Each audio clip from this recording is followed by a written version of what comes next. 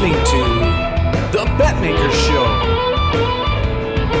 This is the NFL Week 15 preview for Monday, December 9th, 2019.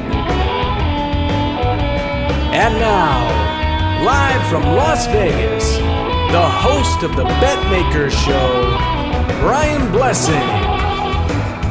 All right, time to head to the other side of the counter, talking about Week 15 in the NFL. Brian Blessing, Bruce Marshall with you from Las Vegas. And it's an interesting time of year, Bruce, and we got the big push.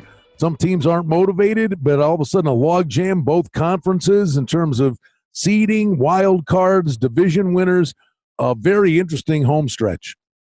Yeah, it is, and it's sort of typical here, Brian, because you're seeing some of these teams that look like they're running for the bus.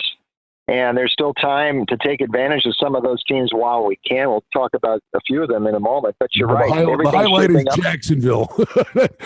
We talked about that. We'll get to that. That's a bad number, man. Jacksonville is a dog's breakfast. Yeah, Jacksonville. Carolina has got some things going on there, and they've already made a coaching change. So, yeah, there's a few of these situations, and you're kind of sad to see the season end. That's what it always is for me. There's always some teams you find going against, and then the season ends, and you can't go against them anymore. But we still got 3 weeks for some of these teams to look against them. We'll see how it goes. All right, let's get it going. Thursday night, short week, Baltimore, big favorite over the Jets, 14.5. A gauntlet that they ran, Bruce. They beat Houston. They beat the Rams. Great game against the Niners, and a hard-fought win at Buffalo. Now all of a sudden, we got through that, and now the Jets come in catching more than 2 touchdowns. Yeah, I'm not too thrilled about having to lay this point total with the Ravens here. And, in the department of surprising NFL trends, Brian, the Jets have actually won 4 of their last 5. That would surprise a lot of people. Now, it's the Dolphins and it's the Redskins and it's the Giants and it's the Raiders they've beaten. But Adam Gase is not going to throw those wins back, I guarantee you. But, the Jets have been whipped several times earlier this season. And it's a little more risky, I think, to think the Jets might play the Ravens close than Baltimore struggling here. Although, the Ravens have won 9 in a row right now, and they've covered 6 of their last 7. I'd be a little cautious if this number moves up a bit more, because the Raven offense had slowed just a bit the last couple of weeks, albeit against some pretty good defenses. But the last 2 weeks, 20 and 24 points, that's not like the 40 and 45 they were scoring before that. So be careful laying this many points. We had a 34-16 in the gold sheet, but if this thing gets much over 2 touchdowns, we're not going to make this a feature play at all. All right, Tampa Bay, Detroit, Bruce, they're both hopelessly, listen, Arians has these guys playing some football. Let's give them some credit here. 3.5, 4-point favorites at Detroit, totals 47.5. Does this number look light to you? A little bit, only because, Tampa Bay with Winston capable of imploding makes us a little scared, but I think that's probably the side to look at. Unless the Humane Society steps in and just declares Detroit's season over, which it might do. All these injuries they've had on offense, 6 straight losses now. It's not going anywhere for Detroit at this stage. So the question really is, on the Tampa Bay side, Winston, it's always a mixed bag with him. Yeah, he threw 3 picks on Sunday against the Colts, but also 4 touchdown passes.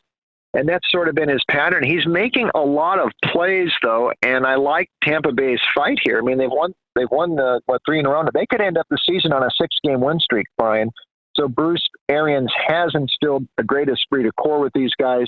I guess Evans was hurt on the weekend, but there's other weapons. And Winston is he's auditioning to come back here in 2020, and I think there's a chance they may bring him back on a shorter-term deal. That's to be determined by how he plays in the next 3 weeks. But I think there's more to like with Tampa Bay than Detroit right now. We had a 30-21 Bucs. They're also over 11-3 their last 14. The one thing we should be wary of, though, Winston says he has a slight crack in his thumb. He's seeing a hand specialist, and then there was swelling after the game. And that would mean and they don't have any other quarterbacks other than Ryan Griffin. So that clearly is one that bears close watching. Let's move on to Philly and Washington, with the Eagles laying 6. Total on the game is 40.5. Bottom line is the Eagles-Cowboys are on a collision course. We'll see what the Eagles do on Monday night. Washington's playing hard. The Geis kid, boy, that poor kid is snake bit. Yeah, he gets knocked out again. Looks like another knee injury for him. Poor kid, just can't seem to avoid the injury bug. And he was running very well on Sunday until he got hurt. Adrian Peterson took over the bulk of the carries, and he's still functional, so you can still use him. The Eagles here, yeah, you mentioned that collision coming up. It's going to be a low-speed collision, though, with the Cowboys, the way things are going with them and Philadelphia right now. You listen to WIP on their computer, or if you're in Philadelphia driving around listening on the radio, they're ready to banish the Eagles to the other side of the Walt Whitman Bridge into New Jersey. And if they lose the Monday night game against the Giants, they'll get a police escort way up the Jersey Turnpike because they're fed up there, and they have not played that well. I'll tell you, though, I like the Redskins. They're not spectacular, but Bill Callahan's got them playing very hard. Dwayne Haskins is making incremental improvement. He's not making a lot of mistakes, only 2 picks the last 3. That's giving Washington a chance. They've covered 5 of their last 7. Hey, that's not too bad. 18-17. We ain't picked an odd score here, but we don't want to lay the points with the Eagles. I'd rather take with Washington right now. They're playing tough, and the Eagles certainly aren't any bargain. And I don't think I'd be comfy laying a lot of points with the Eagles against anybody at this stage. Chicago at Green Bay, it's a big rivalry, Bruce. I mean, and both teams are motivated in this spot. Packers laying 4.5. Total on the game is 41. I talked about this with Jack. I mean, Packers, the record's good, but boy, they don't wow anybody.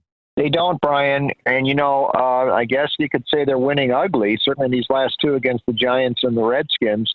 That might work against teams of that caliber, but step it up a little bit. They're going to have to show something more. Brian, I don't think they've played a really good game, or this offense certainly hasn't since before Halloween.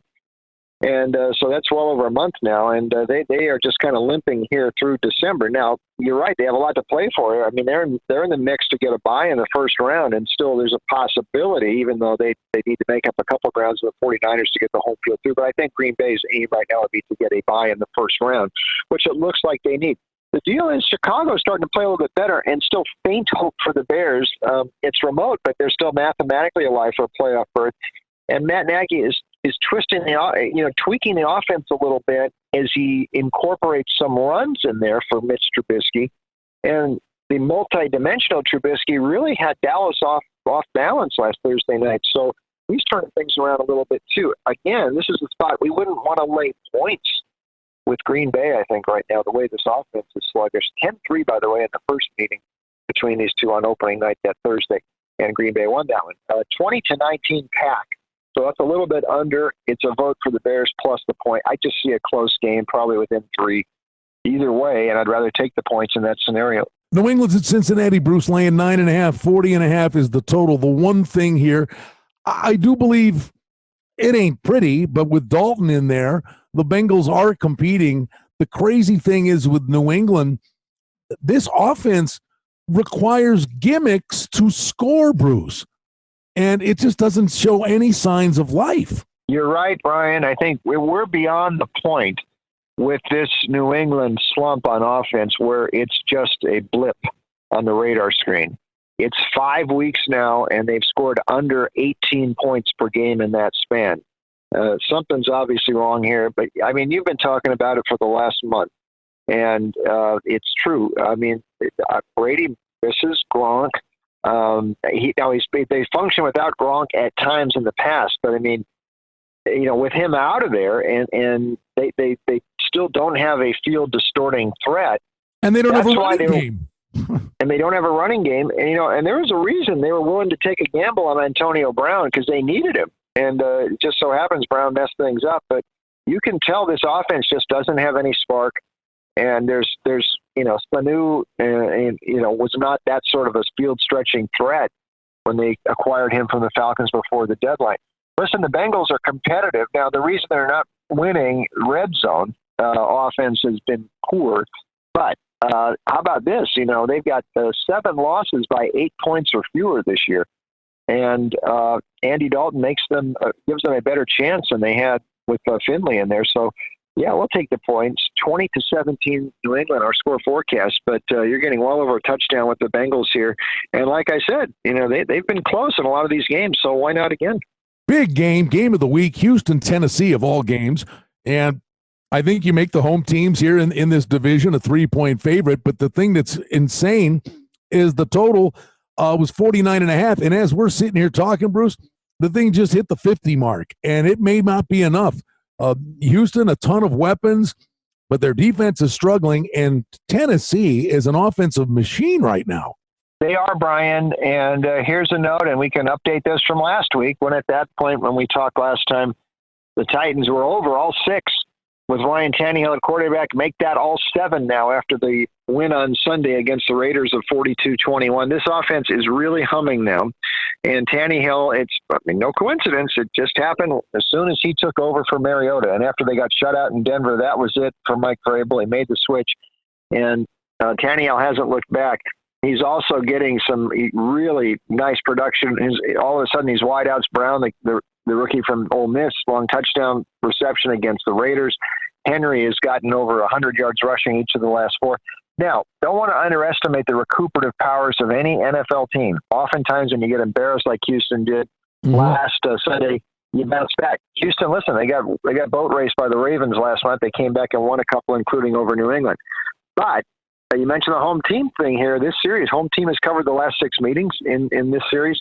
Right now, outside of Baltimore, I dare say Tennessee's playing better than anybody in the AFC, so why not? 33-24 Titans, they're a different team with Tannehill at quarterback, and I kind of like Vrabel pushing these buttons, and I'm still not that comfy with Bill O'Brien in a spot like this, so we'll take the Titans and see how far this goes, and an over as well. Seattle is laying 6 on the road at Carolina. The total in this game is 48.5.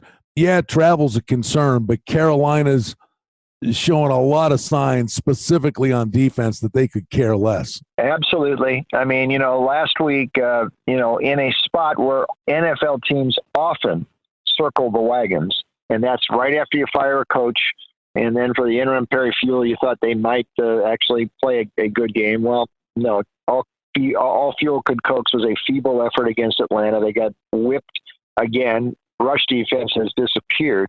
This looks like a team that has quit. And, okay, so what else is going on there? Well, you got an owner who already made Ron Rivera walk the plank last week.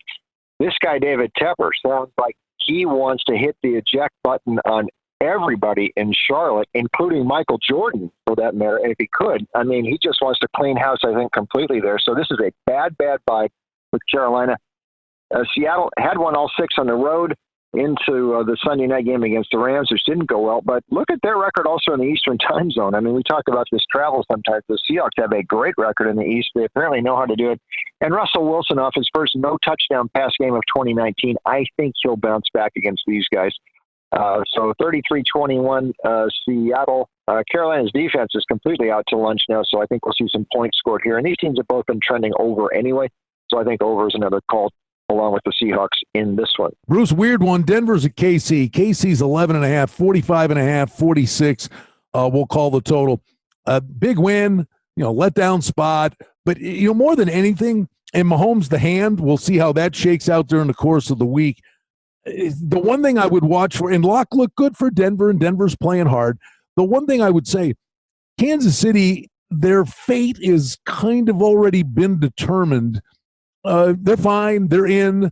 Not much hope, I don't believe, of improving their position. I'd be very wary of watching Kansas City resting guys these last 3 weeks. Good point. And they did just clinch the AFC West. Now, they might have a look still to catch the Patriots for a bye, and they do have a tiebreaker over them now. They've got to make up a game. But you're right. After a series of big games, you could see them perhaps going a little bit flat. But looky here on the other side, what Drew Lock did.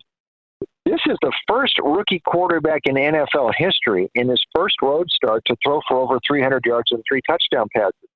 Now, I've got a thought on these young rookie quarterbacks that for a couple of games, you can look at them. And then after about the 3rd or 4th game, the league gets a book on them. And they get tape. And we saw it with Kyle Allen and Daniel Jones and others this year. But for the moment, I think maybe Locke is still in that pocket where he's doing something. And, oh, by the way, Uncle Vic, he's coaxing some very competitive efforts out of his team. I think Fangio's done a really nice job. They've covered 7 of their last 9. And remember, the last time, one of those 9 they lost there was that game on Thursday against the Chiefs. That was when Flacco was in there. He was sacked 8 times, and it seemed like more than that.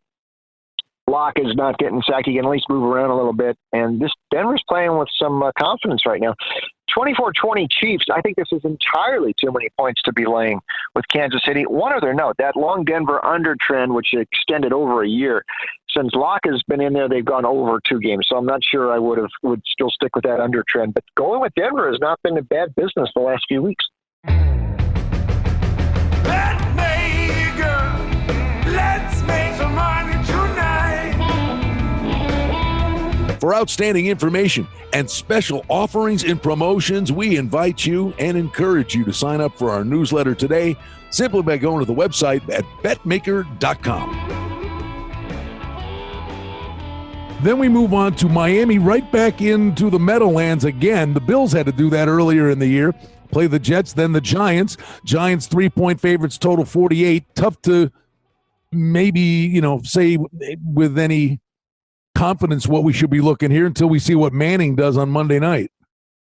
Yeah, and Daniel Jones' ankle, so it looks like Eli's back in there. But, this feels more like a testimonial for Eli. I guess he's got to be there if Jones is hurting. But, there's no indication he's going to spark this team. And from what we hear from our people back in New York, they expect Pat Shurmur to go the way of David Fizdale of the Knicks. They think he's done. And maybe he is. I don't know. We will see.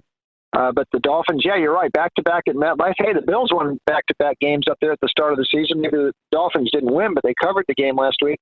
How convenient. They can just stay at the Hilton Meadowlands right across the street from MetLife if they wanted this week. But they continue to play hard for Brian Flores. They've covered 7 of their last 9. It was the last play loss on a field goal by the Jets on Sunday. And frankly, I think they're the better team right now than the Giants. And, oh, by the way, all those people with Miami under win tickets for the season, they are sweating a little bit because the Dolphins are threatening. They're at 3. They could easily get to 5, and I think that may break that over-under win thing. So we will see. 28-22 Dolphins. Yeah, I'm with you. The one thing, it's kind of a hidden nugget because when we think of the AFC East, all we think about is the Patriots. But I'm telling you, the Patriots, the Bills, the Jets, and even the Dolphins, in those crossover NFC games, the AFC East, these teams have been winning games left and right, and the Dolphins were a dog's breakfast at the beginning of the year, only lost by a point to the Redskins, but since Fitzpatrick it's a different football team, and they beat the Eagles 37-31. If you throw out the Cowboys game earlier in the year when, it was Rosen and they didn't know what they were doing, I honestly think it's as simple as the AFC East teams are better than the NFC East teams. I don't think it's rocket science. You're right. And even that Dallas game, the Dolphins played well for a half, and that was sort of the first indicator that they may not be as bad as they looked those first couple of weeks. Since then, they've been awfully good with Fitzpatrick. So I think you're right. Buffalo is at Pittsburgh, and the crazy thing is, and it's the difference a couple of weeks can make. Had the Bills punched that in and beat the Ravens, they'd have controlled their own destiny to be the 1 seed. Now they're going to Pittsburgh, and if Pittsburgh beats them, Pittsburgh would actually leapfrog Buffalo because of the tiebreaker into the 5 hole, knocking the Bills down to the 6 seed. This number is 1.5, 2. There's a 2.5 out there, Bruce. I'm telling you, if you like Pittsburgh, bet it now. If you like Buffalo, wait, because I think this number could go all the way to 3. I think you might be right, and even so, the playoff math still works pretty good for the Bills. They just have to win one of these next 3, and they're going to be in as the wild card, although they still might think they have a shot at the Patriots, and maybe they do if they can win this one. And then they get New England the next week, and New England's not doing much right now. So a lot to play for Buffalo here. But I think we saw, and they're close. They are really close to being a fully complete contender right now. But I think we saw that game against the Ravens that maybe they just don't have quite enough offense yet to get over the hump. And not to get in the playoffs, but to do some business because they struggled a bit, and I still think they're about a year away offensively from really taking off. Now, they still might have enough to get by Pittsburgh here, but I will tell you something. My vote for Coach of the Year right now is Mike Tomlin. Yep. To keep this thing on track with all these injuries that he's had. They're in a playoff spot right now. And it was a gutsy move going to Hodges at quarterback, but I flat out think he's better than Rudolph. He plays within himself. He's doing everything they ask him to do. He only threw 19 passes against Arizona. He completed 16 of them. They're getting help from their special teams and other defenses lights out, and just not making mistakes by Hodges. you make the opposition drive 80 yards against this Pittsburgh defense, good luck. They are really, really tough, and I think that's going to be the difference here in this one. 24-16 Steelers. We're just going to ride these guys. The Bills will end up making the playoffs. It may wait till the last game against the Jets to sew it up, but they'll get there. But I think Pittsburgh's going to join them in the playoffs, and these are going to be your two wild card teams out of the AFC. You know, it's a different topic. I say this all the time. I said this about the Cowboys last year, and again this year. Well, this year that maybe they finally addressed it. Last year they didn't, and it cost them. And I'm telling you, it's easy to say Allen is inaccurate, and he did not have a great day. He was a crash test dummy. But I'm telling you, when they had that last drive, Bruce, I knew they were toast. And I'm telling you, because when you get to the situation where you have to throw it into the end zone, Buffalo's got, it's like their edition of the turn the clock way back to the Smurfs. They have so many small, wide receivers. You need someone big in the red zone. And Allen had some big play opportunities over the top. But when you're talking small, wide receivers, you have to throw the perfect pass, where a big guy can go up and get it if it's off by a yard or two. I think at the end of the day, if that's going to catch up to him. Yeah, a lot of these guys, Beasley and Brown, are little, like you say, and that's part of, what I was saying there. They're not quite complete yet offensively. They can get one of those big guys in the offseason, and that could change some things. But they're really close. They are really close. They don't quit. I'll tell you that. They don't quit. Yeah, and they're going to be in the playoffs. But these are going to be your two wild card teams in the AFC. I firmly believe that. Let's go to Jacksonville and Oakland. And Bruce, I said this to Jack, our friend, our odds making friend here in the other podcast. This is, and you don't say this often, and man, I could be dead wrong. This is a bad number. Oakland's laying 6. It was 4.5 on the weekend. But I mean, you could see 2 weeks ago Jacksonville's run for the bus. They have flat out quit on Marrone. They're an undisciplined team to begin with nothing to play for. And Gruden will not let these guys quit. All right. And the Raiders are flawed. But Bruce, this is it. They did it last year. They played your Broncos in the game that was supposed to be the last game at Oakland Alameda Coliseum, and the Raiders won 27-14. This atmosphere is going to be insane. It's the last game in Oakland, but I don't even care about that. That's the cherry on top of the sundae. I think Oakland boat races these guys, and if you like the Raiders, you better bet them now, because I swear to you, common sense is going to kick in. This number is not only going to get to 7, it's going to go through 7. I agree. And by Jacksonville, we'll see what goes. I mean, I think Marrone is more likely to be managing Shad Khan's Fulham soccer team in London than he is coaching the Jags this week. I would not be surprised if they pulled the plug on him before this game. I highly doubt he lasts to the end of the season. I thought they'd fire him right after the game. Well, I did too, and they still might this week, and we'll see. I mean, they've had 5 straight losses. The closest in there was a 17-point loss. This is a very, very bad stretch. And we saw this team sort of quit last year. They've just quit a bit earlier this year. You're absolutely right about the Raiders. Yeah, I mean, they've had a bad run too. 3 straight losses by 21 or more. That's not too good. But they haven't played the Jaguars yet. And on top of that, last year against the Broncos, if you remember 2015, they thought they were leaving then too. And the game against the Chargers late in the season, they beat the Chargers. A very electric atmosphere that night, thinking it was the last game. So this is like their third curtain call in Oakland. They have come up big, winning the games they thought were their last games at the Coliseum in 2015 and then last year. So why not again? 30-17 Oakland. That might even be a little bit light. As flawed as they are, for the memories, for LaMonica, for Blitnikoff, for Jim Otto, and throw the Jags in there on top. I think the Raiders, they're the side. Yeah, okay. Cleveland and Arizona. Cleveland's 2.5 on the road. 46.5 is the total. I thought we talked about it last week on the podcast. Said, be careful, Pittsburgh. You might be walking into a mini hornet's nest. And Arizona did rebound with a good effort. Bruce, and we said that's going to be a home game for Pittsburgh. My jaw dropped.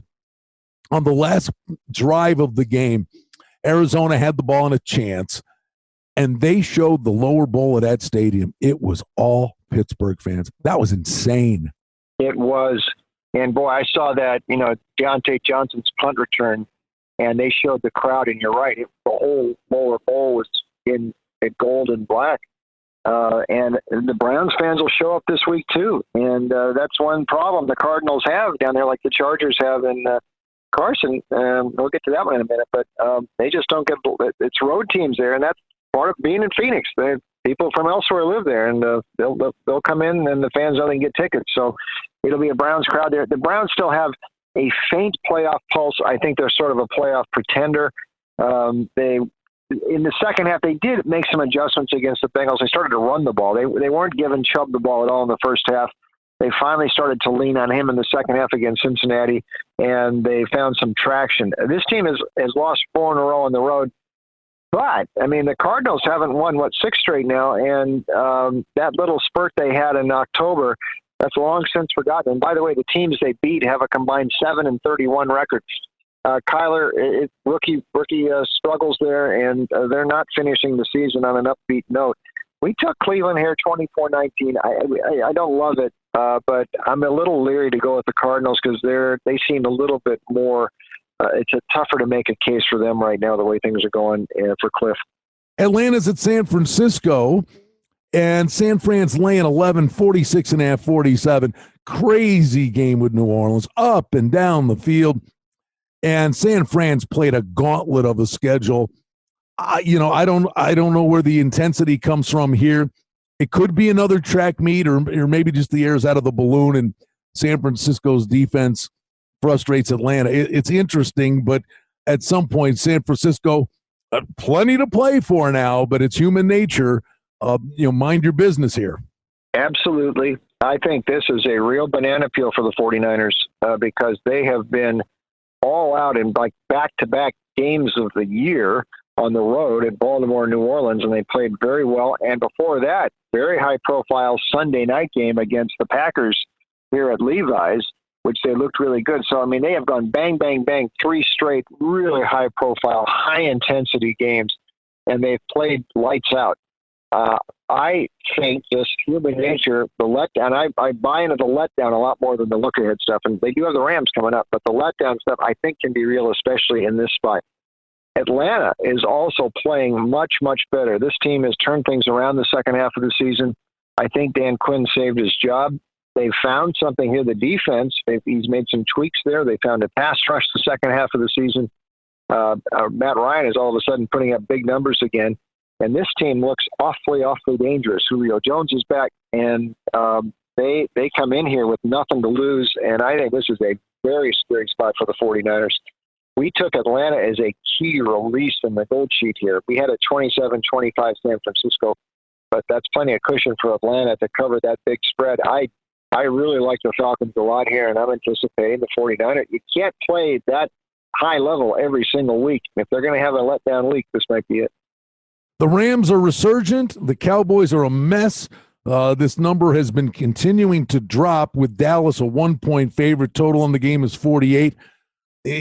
For all intents and purposes, it comes down to the game with the Eagles. I think by the time we get to kickoff, Bruce, I think the Rams go off favored. I do too. We saw that on Sunday night at 3, and I thought right then, I was talking to Gary at the Gold Chairs, this number's not going to stay there, and it hasn't taken long for it to move down. So, I think you're probably right. Dallas knows it has to play better football, but I just don't think they have any idea how to do it right now.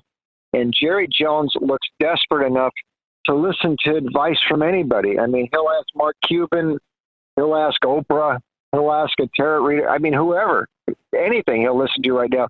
Unfortunately, the one guy who can't give many answers is his beleaguered coach, Jason Garrett. And you talk about a guy who has used up his 9 lives there in Dallas. Jerry's to the point now. I think, he would like to make a change now, but, he might as well wait for the end of the season to do it. They have not beaten a team with a winning record yet this season, and they just seem to be a mess. Now, the Rams have turned some things around, and they actually have a look now to maybe slip into a wild card spot. They're going to need some help with the Vikings losing, but it's not impossible. The defense has picked it up nice, and Wade Phillips, of course, did get fired once by Jerry Jones. In fact, he was the guy who got replaced by Jason Garrett. And last year in the playoffs, Wade's defense held Zeke to just 47 yards rushing. The Rams won and covered that game at the Coliseum.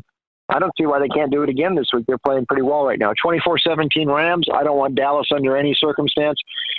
But for whatever it's worth, you're going to have maybe two 6 and 8 teams going at it the next week for the NFC East title. And for the Cowboys, it actually comes down. The game they're going to have to win is the Eagles game, and they're not going to win this one, I don't think, against the Rams. Bruce, Minnesota is at the Chargers. 2.5. I think it gets to 3 at some point. Total in the game is 45.5, and I do think they'll go up and down the field.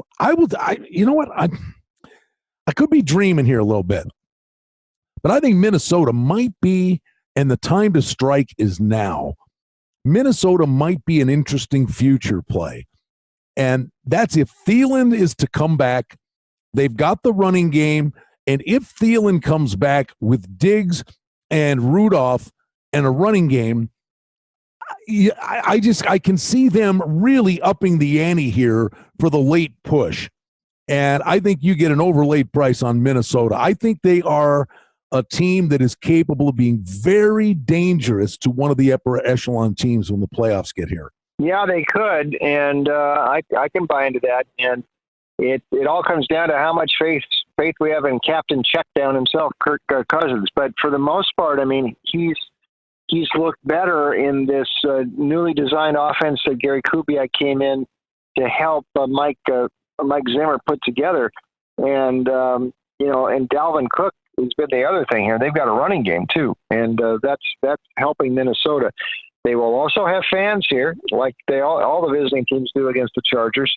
Chargers have only covered once this season at home. They did look really good that game against Green Bay, but for the most part, Phillip Rivers has struggled. He won't be facing the Jaguars here. They came around at just the right time for the Chargers on Sunday, but against the Vikings, who play some defense, they're going to be pressuring Rivers, and Cousins has some weapons there, and I think they're going to end up winning this one. And they still think they got a shot at the Packers. They'll get them the following week, so it's still possible there. And they of course want to keep wanting to at least guarantee themselves a wild card. 27-17 Vikings with a lot more fans in Carson this week. It'll feel like a home game for Minnesota, and I think they win.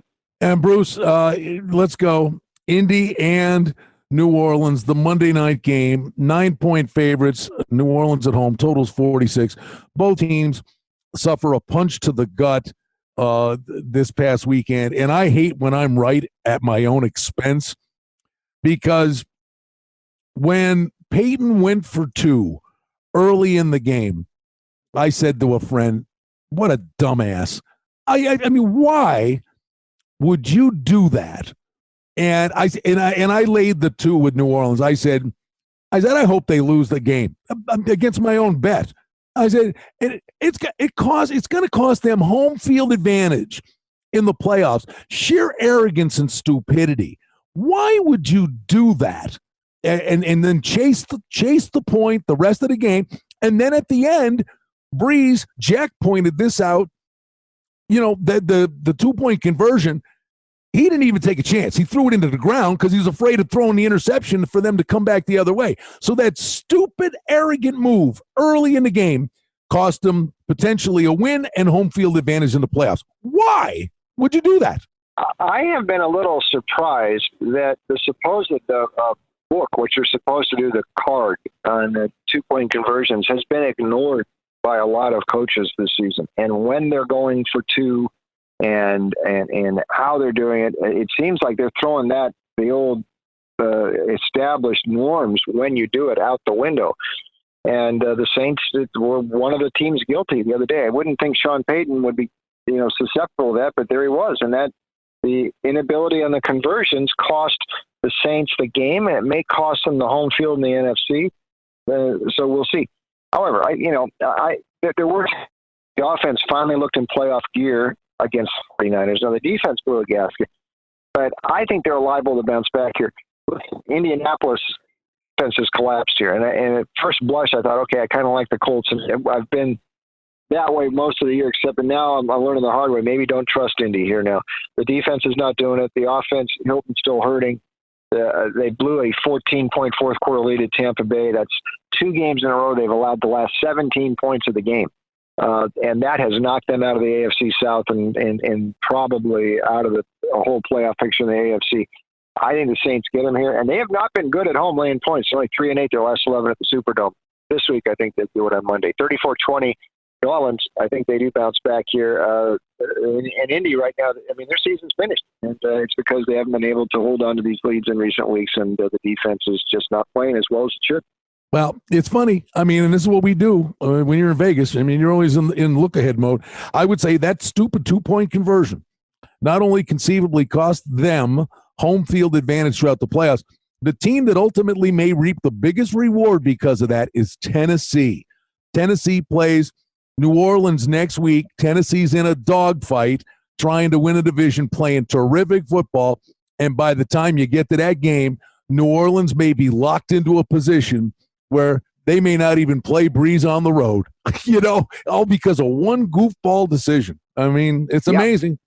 There's a domino effect with these things, and a lot of teams get impacted in a lot of different scenarios, but that's one all of a sudden that didn't have to be in the mix for the Saints, but all of a sudden it is, and it's very real. So you just have to be aware of that as we come up. That's why each week things different happen. It's quite entertaining, to tell the truth. And that's why we love talking to Bruce Marshall from the legendary publication, The Gold Sheet. I'm Brian Blessing. We wish you all the very best of luck. Week 15 in the NFL. Let's make some money tonight. Well, that's the Betmaker Show for now. We publish multiple times each week. We'd like to thank you for listening, and if you liked what you heard, please take a moment to leave a rating and review, or subscribe to our show feed, or share our show with a friend or two and help us grow the show. We very much appreciate it. Visit us on the web at betmaker.com, and reminder to sign up for the newsletter.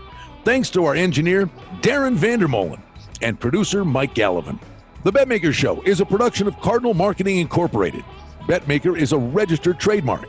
Any rebroadcast, reproduction, or other use of this content without the express written consent of Cardinal Marketing Incorporated is strictly prohibited. The handicapping and sports odds information contained on this podcast is for entertainment purposes only. Please confirm the wagering regulations in your jurisdiction, as they vary from state to state, province to province, and country to country. Using this information to contravene any law or statute is prohibited. The podcast is not associated with, nor is it endorsed by any professional or collegiate league, association, or team. This podcast does not target and is not intended for an audience under the age of 18. If you think that you have a gambling addiction, stop this podcast now and please seek help. Gambling and betting on sports is a form of entertainment and should be about having a good time.